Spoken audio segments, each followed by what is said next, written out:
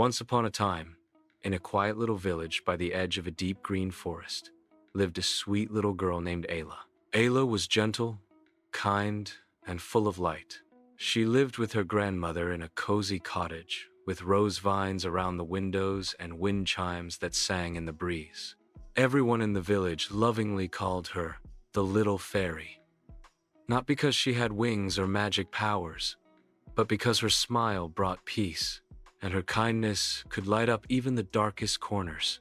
Where she walked, flowers seemed to bloom brighter, and animals followed her like she was one of them.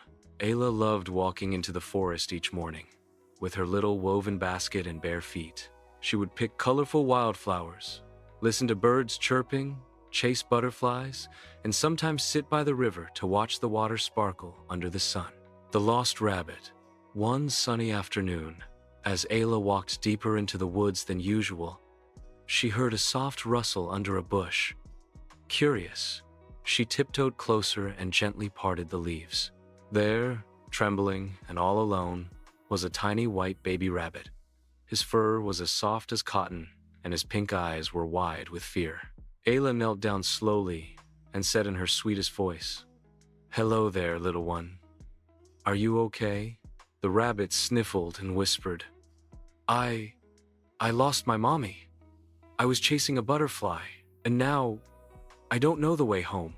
His ears drooped sadly, and he looked like he was about to cry. Ayla's heart melted. "Don't worry," she said with a warm smile. "I'll help you find your way back. You're safe with me."